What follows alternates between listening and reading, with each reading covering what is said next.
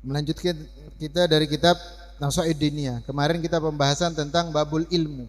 Ya, siapa orang pencari ilmu, bagaimana kita memilih seorang yang berilmu untuk dijadikan guru, untuk dijadikan murabbi bagi kita, dan kita melanjutkan di pembahasan yang selanjutnya. Apa yang pembahasan selanjutnya? Mabhasus sholat. Bab tentang pembahasan tentang sholat. Ya. Bab yang membahas perkara tentang sholat. Kalau kita mau bilang itu di dalam fikih, apa itu sholat? Sholat itu menurut bahasa, menurut lugatan ad-du'a, wakil, dan ada juga yang mengatakan bid-du'a au khair. Ya, bid-du'a khair. Ada yang mengatakan sholat itu adalah doa yang baik. Ya, itu sholat akan, tapi menurut syariat apa itu sholat? Aqwalun af'alun muftatahatun bitakbir. Perbuatan, perkataan yang dimulai dengan takbir. Wa bitahtam, dan ditutup dengan taslim. Ya, ditutup dengan salam. Itu menurut syariat tentang salat. Sehingga dikatakan Imamul Haddad menyebutkan wa'lamu mu'asyiral ikhwan faqahana wallahu wa iyyakum fid din. Amin ya rabbal alamin. Beliau mengatakan wahai sekalian saudaraku, mudah-mudahan Allah Subhanahu wa taala memberikan kita pemahaman di dalam ilmu agama, wa alhamuna rusdana wa a'adzana min syairil anfusina. Dan juga Allah Subhanahu wa taala selalu memberikan kepada kita pemahaman,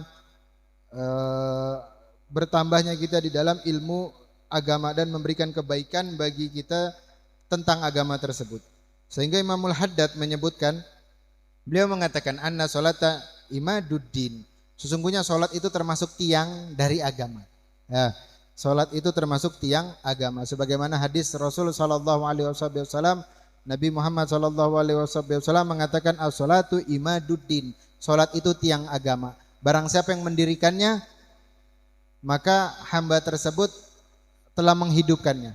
Dan barang siapa yang wattarku, dan barang siapa yang meninggalkan sholat tadi, maka telah merobohkan bangunan tadi itu. Artinya apa? Sholat itu perkara penting bagi kita. Sholat itu termasuk perkara penting bagi kita. Sehingga nggak ada alasan untuk kita tinggalkan sholat.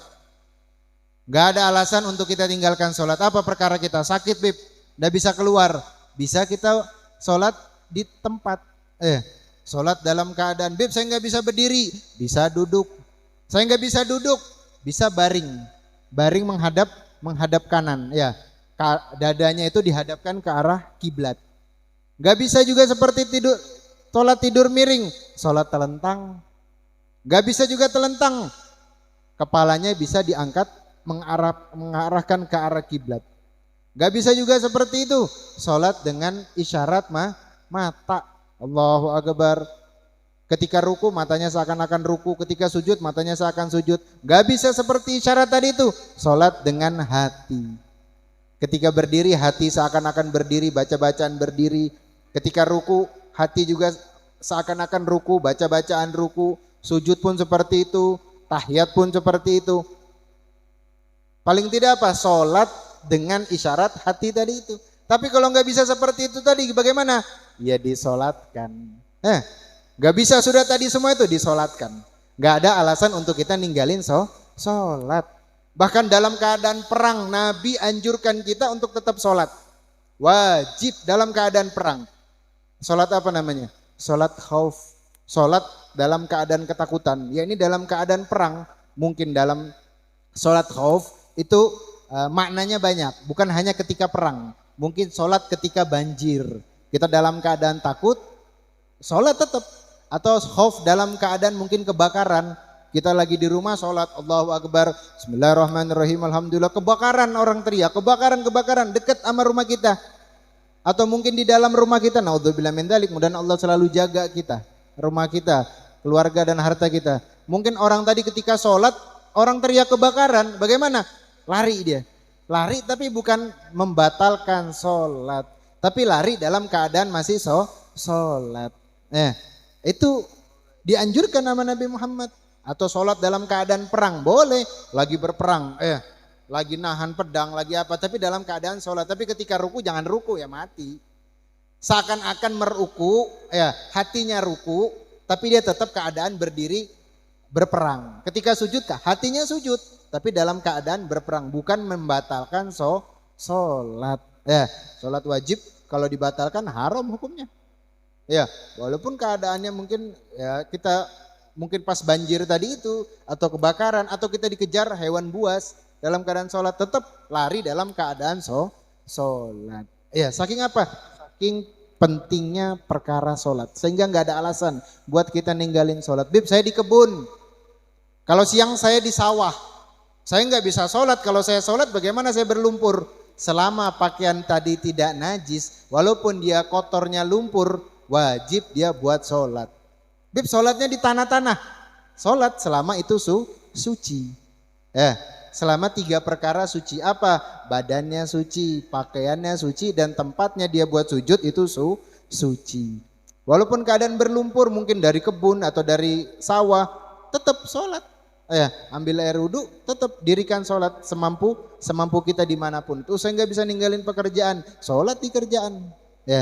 Makanya nggak ada alasan buat kita ninggalin sholat. Bib, saya di macet tengah jalan. Waktu sholat sudah mau habis, bagaimana? Saya belum wudhu, tayamum lalu sholat dalam keadaan duduk tadi itu. Nanti ketika sampai rumah kita godok sholatnya. Sampai rumah yang sholat tadi kita godok sholatnya. Atau mungkin Bib, saya ini celananya najis atau bajunya kena najis, mungkin ketika kencing, maaf, kena bekas air kencing, najis nggak bisa sholat, tapi saya keadaannya kepepet. Macet, nggak bisa keluar dari mobil, nggak mungkin saya keluar mobil ganti celana wudhu sholat, ya nggak mungkin. Gimana caranya? Tetap sholat. Keadaan najis tetap sholat, namanya sholat hurmatil waqt, sholat menghormati waktu. Tayamum, baru kita sholat. Selesai kita sholat, kita godok sholat tadi itu. Artinya apa? Nggak ada alasan buat kita ninggalin sholat. Makanya Imamul Haddad tentang bab sholat itu lumayan tebal dan banyak. Kenapa? Saking pentingnya perkara sholat ini bagi kita. Dan Imamul Haddad nggak mau nyampaikan sesuatu itu setengah-setengah.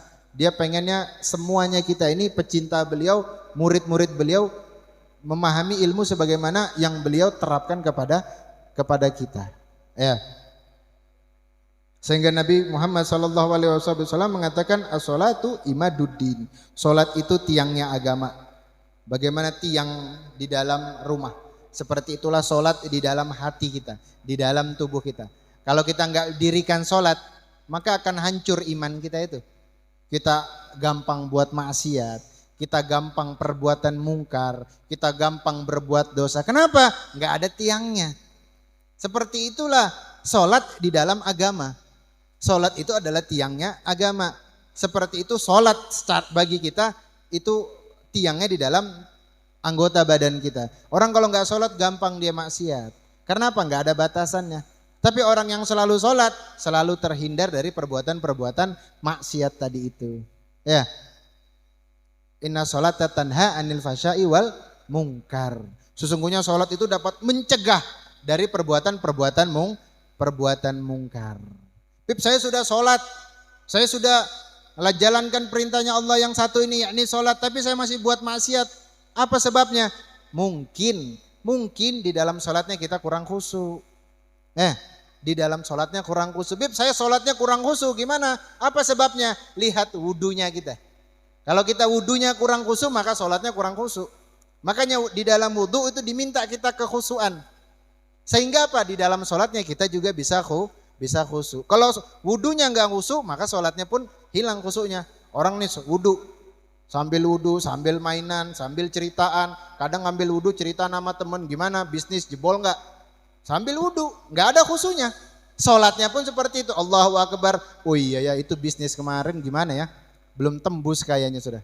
Imam lagi baca Fatihah, dia mikirin usaha. Itu orang kalau dia sholatnya itu kadang nggak khusyuk. Kenapa? Mungkin wudunya kurang khusyuk. Makanya khusyuk di dalam wudu itu diminta. Bahkan Nabi Muhammad bilang, barang siapa tidak sempurna wudunya seseorang, kecuali Allah bakal ampunkan semua dosanya. Artinya apa? Belum selesai dia wudhu, Allah sudah ampunkan dosanya. Wudhu yang gimana? Wudhu yang dalam keadaan khusyuk. Begitu juga sholatnya. Sholatnya yang keadaan khusyuk, maka orang-orang tadi itu mendapatkan keistimewaan dari Allah Subhanahu wa taala. Itu disebutkan Nabi Muhammad SAW pernah cerita suatu saat suatu waktu nanti manusia semuanya bakal dihadapkan atau bertemu kepada Allah Subhanahu wa taala. Apa itu kenikmatan yang paling mulia? Kenikmatan yang paling indah itu manusia ketika berhadapan dengan Allah Subhanahu wa taala. Itu sebagaimana Isra Mi'rajnya Nabi Muhammad. Nabi Muhammad itu ketemu Allah Subhanahu wa taala, itu bakal kita rasakan juga bertemu dengan Allah. Tapi ada kelasnya, ada batasannya. Enggak semuanya bisa lihat Allah dengan nikmat, enggak, ada batasannya. Itu dikatakan yang paling nikmat bagaimana? Yang duduknya, yang berdirinya paling depan. Jadi mereka mau bertemu dengan Allah itu bersoft-soft. Bersoft-soft. Yang paling nikmat bagaimana? Yang paling depan. Yang paling depan tuh ngelihatnya paling enak, paling tepat. Beda kita kalau maaf mungkin nonton bioskop. Yang paling depan paling sakit. Kenapa? Nganga. Yang paling enak agak-agak belakang. Tapi beda ketemu dengan Allah. Ketemu dengan Allah yang paling depan itu yang paling indah, paling enak. Itu di soft paling depan. Bagaimana Bib caranya biar bisa dapat di paling depan? Jaga khusyuk di dalam sholat. Orang yang banyak paling khusyuk di dalam sholatnya, maka ketika dihadapkan dengan Allah dia berada barisan paling depan.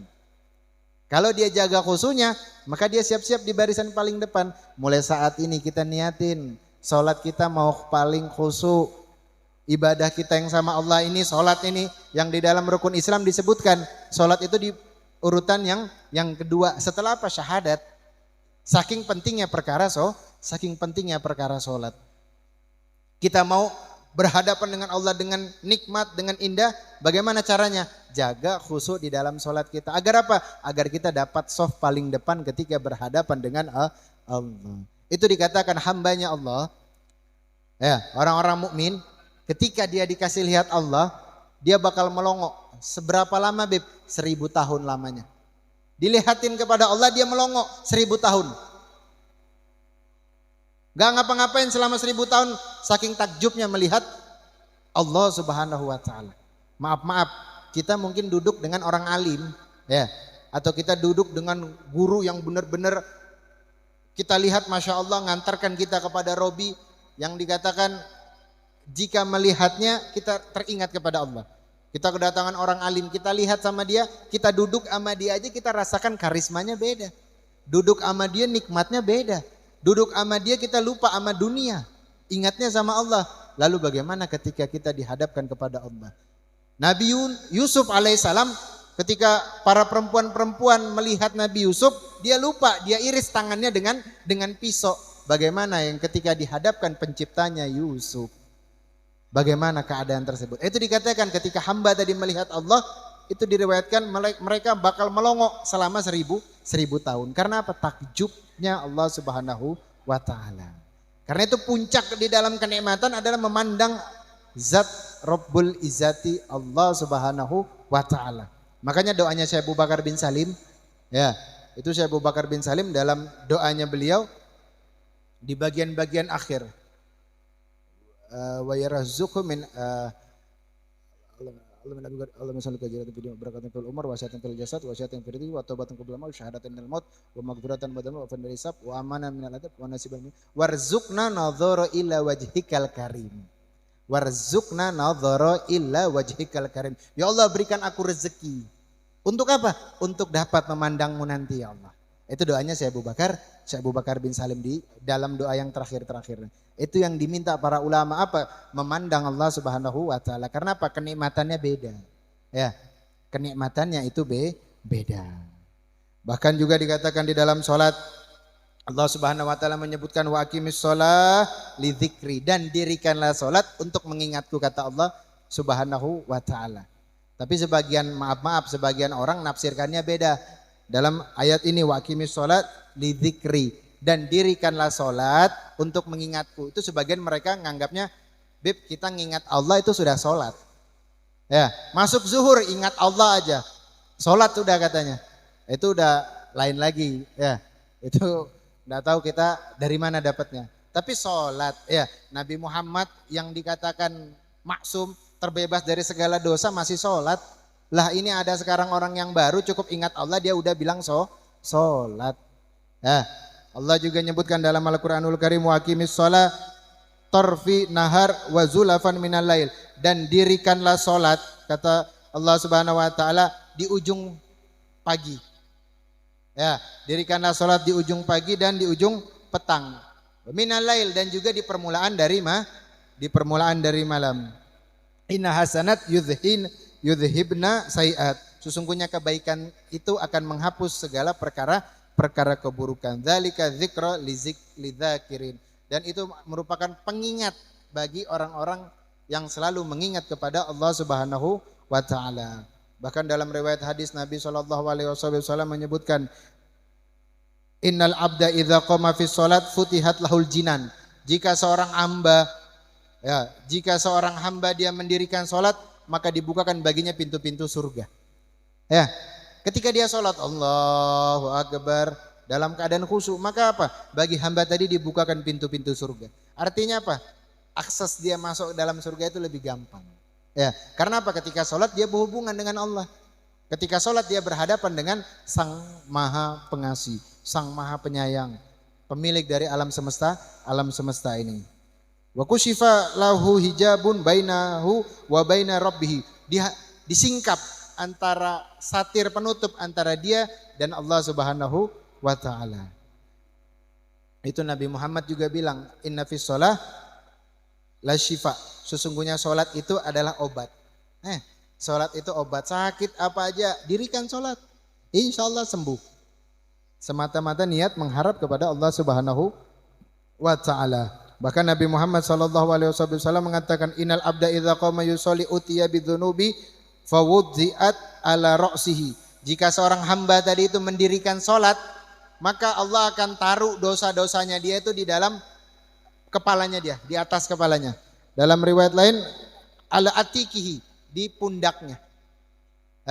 Jadi ketika hamba tadi sholat, Allah taruh dosa-dosanya di atas kepalanya atau ditaruh di atas pundaknya tadi itu. Fakulama roko'a au sajada tasqat anhu. Ketika dia hamba tadi ini ruku, ketika dia sujud, apa kata Nabi Muhammad? Bergugurlah semua dosanya tadi itu. Ya, bergugurlah semua dosanya tadi itu. Bahkan belum dia sholat, dia wudhu. Belum selesai wudhunya, apa kata Nabi Muhammad? Dihapuskan semua dosanya hamba tadi itu. Ya, tapi dosa yang mana, Beb? Dosa yang berhubungan antara dia kepada Allah. Tapi kalau berhubungan dia sama manusia, nggak bisa diampuni. Kecuali apa? Manusia tadi itu ridho sama dia. Kecuali kita yang punya salah sama manusia, kita minta maaf sama dia. Kalau kita masalahnya sama Allah, mungkin perkara perbuatan yang hubungannya dengan Allah, mencuri, atau kita ninggalin sholat, atau kita berbuat zolim, ya, atau perkara-perkara lain, kita sholat dihapuskan dosanya. Tapi kalau perkara kita nyakiti saudara kita hasut sama saudara kita rendahkan saudara kita, bagaimana? Kita harus minta maaf sama dia, kita harus minta ridho sama dia, baru diampunkan segala dosa-dosa kita. Dan juga Imam Al-Haddad mengatakan wajalu mabani al-Islam al-khamis ba'da syahadatain. Dan dijadikan ya di dalam rukun Islam yang kelima, salat itu di urutan yang kedua setelah syahadat. Artinya apa? Kedudukan salat ini sangat luar biasa. Dan enggak akan orang itu salat kecuali Islam. Artinya apa? Selain orang Islam, kalau dia salat enggak diterima pahalanya. Ada orang bukan Islam, dia ikut salat, gimana? Enggak diterima pahalanya. Kenapa? Enggak ada kata syahadat bagi orang-orang tadi itu. Wa mahaluha min ad-din mahalu ra'si min jasad. Imamul Haddad bilang, dan sesungguhnya salat itu seperti kepala bagi anggota tubuh kita. Ya, salat itu seperti kepala dari anggota tubuh kita. Fakama annahu la hayata liman la ra'sa lahu. Bagaimana orang mau hidup kalau dia enggak ada kepalanya? Bagaimana orang mau hidup kalau dia enggak punya kepalanya? Enggak bisa hidup. Ya seperti tadi itu kita bilang, seperti Nabi Muhammad juga bilang tadi, Sholat itu tiangnya agama. Kalau kita nggak lakuin sholat, maka hancur semua yang ada di dalam tubuh kita. Apa? Rohani kita hancur, jiwa kita hancur. Kenapa? Nggak ada tiangnya. Ya. Dan juga dikatakan Imamul Haddad, sholat itu seperti kepala di bagian anggota tubuh kita. Kalau kepalanya nggak ada, gimana bisa hidup? Nggak akan bisa. Maka seperti apa? Mayat hidup. Ya, seperti mayat hidup. Fakadzalika ladin liman la sholah. Maka seperti itu juga ya, orang yang tidak punya agama, maka seakan-akan dia itu tidak ada sholatnya. Ya, orang yang tidak ada sholatnya maka apa? Seperti orang-orang yang tidak punya agama. Wa kadzalika wurida fil akbar, sebagaimana hadis yang diriwayatkan oleh baginda Nabi Muhammad sallallahu alaihi wasallam. Ja'alallahu wa iyyakum minal muhaffidzin ala sholat. Mudah-mudahan Allah Subhanahu wa taala ya menjadikan kita semuanya orang-orang yang selalu menjaga di dalam sholatnya. Al-muqimina laha, dan orang-orang yang selalu mendirikan sholat. Al-khasyiina fiha, dan dijadikan kita hamba yang khusyuk di dalam sholat. Ya, kenapa? Ya tadi kenikmatan di dalam khusyuk tadi. Kenikmatan di dalam khusyuk tadi itu. Wadaimin alaiha, dan senantiasa kita selalu melakukan sholat tadi itu terus menerus, jangan sampai putus. Bahkan Allah ketika memerintahkan Nabi Muhammad untuk puasa, Allah sampaikan lewat Sayyidina Jibril.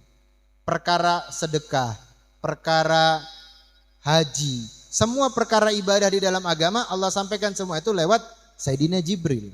Tapi beda dengan sholat. Kenapa bedanya? Allah yang langsung bertemu dengan kekasihnya Nabi Muhammad. Allah yang langsung manggil Nabi Muhammad di hadapannya Allah. Ini kenapa? Khususnya tentang perkara sholat tadi itu. Kalau yang lain Allah nyampaikan lewat Sayyidina Jibril. Perintah agama apapun Allah nyampaikan lewat Sayyidina Jibril. Tapi tidak dengan sholat. Allah yang khusus langsung bertemu kepada baginda Nabi Muhammad. Sampai diriwayatkan dalam hadis Sahih Bukhari. Itu ketika Rasul sallallahu alaihi wasallam di Isra, ya, dari kota Mekah ke kota Baitul Maqdis. Lalu di-mi'rajkan lagi dari Baitul Maqdis sampai ke langit ke-7. Sampai dihadapkan bertemu dengan Allah Subhanahu wa taala. Sebagaimana ketika Nabi sallallahu alaihi wasallam bersimpuh di hadapannya Allah. Ya, Nabi Muhammad bersimpuh di hadapan Sang Penciptanya. Bahkan sebelum itu ketika mau bertemu dengan Allah, Nabi Muhammad masuk, Sayyidina Jibril tinggal di belakang. Sampai dikatakan begitu kan namanya sang kekasih yang meninggalkan kekasihnya jalan sendirian. Apa kata Sayyidina Jibril? Kalau aku masuk ke dalam ya Rasulullah, aku akan terbakar dengan cahayanya Allah Subhanahu wa taala. Tapi kalau engkau yang masuk ya Rasulullah, engkau akan terbakar keindahan dengan cahayanya Allah. Artinya apa? Dengan cahayanya Allah Nabi Muhammad bakal tambah indah. Ya. Padahal kita tahu bagaimana kemuliaan pemimpinnya para malaikat. Siapa? Sayyidina Jibril. Tapi nggak bisa masuk ke tempat tersebut. Maka tempat tersebut nggak ada makhluk apapun yang pernah masuk ke dalam kecuali baginda Nabi Muhammad. Ketika Nabi Muhammad masuk di dalam bagaimana? Nabi Muhammad bersimpuh di hadapannya Allah. Nabi Muhammad sallallahu alaihi wasallam mengatakan at-tahiyatul mubarakatus sholawatut thayyibatul lillah. Dijawab oleh Sang Maha Pencipta alam segalanya. Apa kata Allah? Assalamu alayka ayyuhan nabiyyu wa rahmatullahi wa barakatuh. Dijawab oleh baginda Nabi Muhammad, assalamu alayna wa ala ibadillah solihin. Nabi Muhammad enggak bilang wa alaikas salam. Nabi Muhammad enggak bilang seperti itu di hadapannya Allah. Tapi Nabi Muhammad bawa kita semuanya orang-orang soleh. Wa alaina ibadillah solihin. Dan salam atas kami kata Nabi Muhammad. Siapa? Semuanya. Siapa mereka? Hamba yang soleh. Saking apa? Saking Nabi Muhammad nggak mau mikir dirinya sendiri. Tapi Nabi Muhammad mikirin semua tentang kita. Bagaimana umatnya. Sampai dalam riwayat ketika Nabi Muhammad SAW selesai turun diperintahkan oleh Allah. Sholat berapa waktu? 50 waktu. Nabi Muhammad terima. Bahkan kalau 100 diperintahkan oleh Allah, Nabi Muhammad terima. Turun Nabi Muhammad. Ketika turun bertemu siapa? Nabi Musa alaihissalam. Ya, ketemu dengan Nabi Musa alaihissalam. Nabi Musa tahu Nabi Muhammad habis bertemu dengan Allah. Cahayanya beda. Ya, habis bertemu dengan Allah itu karisma cahayanya Nabi Muhammad tuh sangat luar biasa. Nabi Musa nggak mau sebentar sama Nabi Muhammad. Kayak kita kalau kedatangan orang alim. Kita kedatangan tamu. Contoh kedatangan tamu Habib Sakran kedatangan di majelis Rasulullah. Kita nggak mau dia sebentar aja. Maunya kita lama. Selesai majelis kita ajak beliau ceritaan. Habis ceritaan kita ajak beliau makan. Habis makan kasih keluar kopi. Kenapa? Pengen lama-lama sama beliau. Begitu yang dilakukan siapa?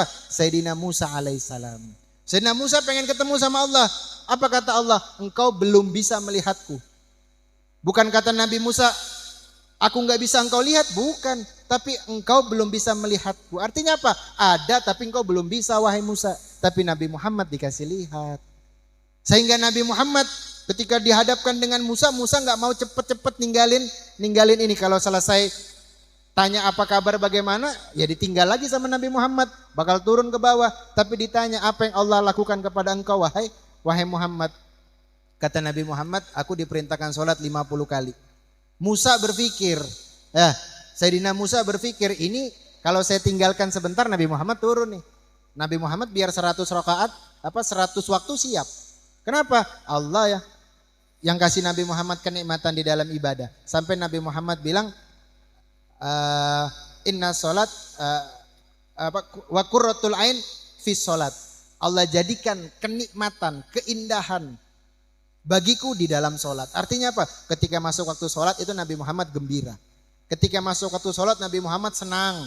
Beda dengan manusia yang ada di sana, di sini nggak ada. Ya, itu kalau dengar azan, waduh azan lagi, baru kelar sholat. Baru habis sholat lagi. Ketika dikumandangkan azan, Allahu Akbar, pura-pura nggak dengar. HP-nya dinyaringin. Ketika Allahu Akbar, masih ceritaan sama temannya. Nggak tahu hukumnya bagaimana ketika orang azan itu. Sunnahnya apa? Mendengarkan. Kalau dia bicara hukumnya makruh di situ. Tapi apa? Ketika azan dia biar aja. Beda dengan Nabi Muhammad. Nabi Muhammad ketika dikumandangkan azan senang Nabi Muhammad. Sampai Nabi Muhammad itu ketika Sayyidina Bilal mau mengumandangkan azan masuk waktu sholat, Nabi Muhammad bilang, wahai Bilal, arihni. Nabi Muhammad enggak bilang azani. Ya Bilal azan enggak. Tapi Nabi Muhammad bilang, ya Bilal arihni. Dengarkan kepadaku ketentraman. Saking apa? Nikmatnya panggilan menghadap Allah Subhanahu wa ta'ala. Makanya Nabi Muhammad senang ketika diperintahkan sholat. Sayyidina Musa enggak mau. Maka Sayyidina Musa bilang, ya wahai Muhammad, umatmu enggak akan kuat sholat 50 waktu. Minta sama Allah diturunkan lagi. Nabi Muhammad pergi lagi kepada Allah, minta diturunkan waktu. Padahal kalau kita mau bilang, bagaimana Nabi Muhammad dan Nabi Musa? Jelas lebih mulia Nabi Muhammad. Para ulama mengatakan Nabi Muhammad Sayyidul Anbiya, pemimpinnya daripada para nabi. Beda dengan Nabi Allah Musa alaihissalam. Tapi Nabi Muhammad nurut apa kata Sayyidina Musa. Nabi Muhammad diperintahkan minta kurang, Nabi Muhammad naik lagi ke atas. Artinya apa? Ulama mengatakan di balik hikmah ini Nabi Muhammad memiliki sifat ketawaduan. Padahal ulama mengatakan sesungguhnya Sayyidina Musa tidak mengerti keadaan umatnya Nabi Muhammad. Tapi Nabi Muhammad lebih mengerti umatnya Sayyidina Musa daripada Nabi Musa itu sendiri. Nabi Muhammad lebih mengerti keadaannya umatnya Nabi Allah Musa daripada Nabi Musa alaihissalam itu sendiri. Itu kata para ulama. Tapi Nabi Muhammad ikut aja kata Sayyidina Musa. Ketemu Allah, turun lagi, ketemu lagi, turun lagi. Sampai dikatakan berapa? 5 waktu. Sampai jadinya 5 waktu. Sampai mau disuruh lagi Nabi Muhammad malu udah sangat minim ini. Hikmah di balik kejadian ini apa? Kejadian Isra Mi'rajnya apa? Padahal kalau kita mau bilang kejadian Isra Mi'raj yang merintahkan Nabi Musa siapa? Nabi Musa bisa ngomong seperti itu, siapa yang memerintahkan? Allah. Bukan Allah nggak tahu kejadian 50 jadi 5. Allah tahu. Allah maha mengetahui, itu sifatnya Allah. Alimun itu sifatnya Allah. Allah maha mengetahui. Tapi Allah perintahkan Sayyidina Musa untuk mengucapkan kalimat tadi. Nabi Muhammad juga ikut. Semuanya terjadi. percakapan yang sangat luar biasa. Seakan-akan apa? Allah Subhanahu wa taala memberikan sesuatu itu ada ikhtiarnya. Sebagaimana kita hambanya Allah, kita kalau berdoa sama Allah itu digabulin nama Allah. Gak ada yang ditolak. Ud'uni astajibu lakum kata Allah. Mintalah kepadaku pasti akan aku gabulkan. Tapi ada syaratnya apa? Ikhtiar. Begitu yang dilakukan Nabi Muhammad Sallallahu Alaihi Wasallam. Dari 50 ikhtiar Nabi Muhammad, ketemu Allah, ketemu Musa lagi, ketemu Allah lagi, ketemu Sayyidina Musa lagi. Apa? Ikhtiarnya Nabi Muhammad. Padahal Allah tahu bakal jadi 5. Allah tahu bakal Nabi Muhammad minta seperti ini. Tapi apa? Ikhtiarnya Nabi Muhammad itu yang dijadikan hikmah bagi kita umatnya baginda Nabi Muhammad. Sebagaimana kalau kita minta doa pasti digabulin Allah. Enggak ada yang ditolak. Cuma ikhtiarnya, sebabnya. Allah pengen ngasih kita rezeki, ada sebabnya apa? Kita keluar. Bukan karena kita keluar dapat rezeki, bukan. Keluar tadi cuma dijadikan sebab. Rezeki kita sudah ditentukan oleh Allah. Ya. Itu makna dari bolak-baliknya baginda Nabi Muhammad menurut para ulama. Sebagaimana juga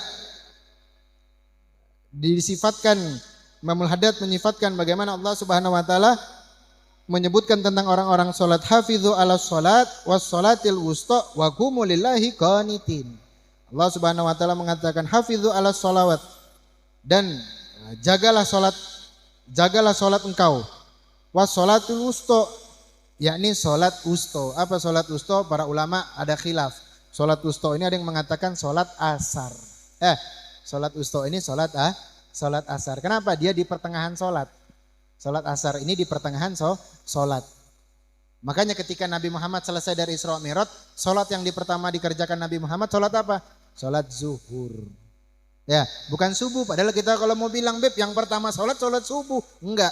Sholat yang pertama dikerjakan Nabi Muhammad itu sholat zuhur. Bahkan ketika Isra Mi'raj itu ayat tentang perintah tentang sholat Jumat sudah diperintahkan oleh Allah. Tapi Nabi Muhammad saat itu masih di Mekah. Enggak bisa Nabi Muhammad menjalankan sholat Jumat tadi. Kenapa? Keadaannya sedikit dan dalam keadaan terganggu. Tapi ada sahabat yang melakukan sholat Jumat lebih dahulu daripada Nabi Muhammad. Siapa namanya? Mus'ab bin Umair. Itu sahabat yang melakukan sholat Jumat pertama kali sebelum Nabi Muhammad melakukan. Siapa dia? Dia delegasinya Nabi Muhammad untuk kota Madinah. Jadi dia delegasi Nabi Muhammad untuk kota Madinah. Sampai Mus'ab bin Umair ini menyebarkan Islam di kota Madinah. Sampai seluruh penduduk kota Madinah rindu sama Nabi Muhammad. Dan sebab Mus'ab bin Umair tadi ini mereka sholat Jumat. Nabi Muhammad di Mekah belum sholat. Mus'ab bin Umair tadi di Madinah sedang melaksanakan sholat Jumat. Lihat bagaimana pahala yang didapat Mus'ab bin Umair tadi itu. Nabi Muhammad belum datang tapi dia ceritakan bagaimana Nabi Muhammad. Sampai seluruh kota Madinah penduduknya itu jatuh cinta sama Nabi Muhammad. Bahkan dikatakan setiap ada orang yang datang dari kota Mekah ke kota Madinah rumahnya rame. Bukan rame nyari oleh-oleh, bukan. Bukan rame nyari bagaimana, bukan. Tapi yang dia tanya apa? Bagaimana Nabi Muhammad? Apa yang dikatakan Nabi Muhammad? Apakah Nabi Muhammad berpesan buat kita penduduk kota Madinah? Bagaimana indahnya rupanya Nabi Muhammad? Apa pesan Nabi Muhammad? Itu yang ditanya oleh penduduk Madinah ketika dari mereka ada yang datang dari kota Mekah. Mereka punya rindu yang besar kepada baginda Nabi Muhammad Sallallahu Alaihi Wasallam. Dan dikatakan oleh Allah Subhanahu wa taala dalam firman-Nya, hafizu ala sholawat was sholatil wusto, dan jagalah salat kalian, yakni salat wusto, salat atau salat asar tadi. Wa qumu lillahi qanitin, dan dirikanlah salat tadi dalam keadaan khusyuk kepada Allah Subhanahu wa taala. Fa sholawat hiya maktubatil khamsu dhuhri. Ya, wal asri wal maghrib wal isya was subuh. Dan salat fasolawat tadi yakni salat-salat tadi yang disebutkan oleh Allah, yakni salat-salat wajib 5 waktu tadi apa? Zuhur, asar, maghrib, isya dan subuh. Bahkan Imamul Haddad juga menyebutkan yang pertama itu salat zuhur. Fatil kahiyya salawat allati la yas'a ahadan minal muslimin tarka syai'an minha fi hali minal ahwal madam mayakil. Bahkan enggak ada satu alasan pun untuk umatnya Nabi Muhammad atau tidak ada alasan pun untuk di antara kita untuk apa? Meninggalkan sholat itu. Gak ada satu alasan buat kita ninggalin sholat, gak ada. Mau apa alasan yang gak ada. Artinya apa? Betul-betul wajib di dalam perintah sholat itu. Fi hal minal ahwal madama yakil. Sampai dikatakan keadaan orang tadi itu ya benar-benar dia itu tidak bisa buat, tidak ada bisa dia buat menghindar tadi itu. Artinya apa? Wajib dia tadi itu untuk melaksanakan sholat. Walau balagha bihi ajaz wal marad illa aqsa goyati. Walaupun orang tadi itu dikatakan lemah atau orang tadi itu sakit atau jika dia tertimpa sesuatu yang sangat parah bagi dia, tetap dia melaksanakan tetap dia melaksanakan kewajiban sholat tadi itu. Artinya apa? Enggak ada alasan buat kita ninggalin sholat. Sholat itu perkara penting dan sangat luar biasa pahalanya yang Allah berikan kepada kita umatnya baginda Nabi Muhammad sallallahu alaihi wasallam.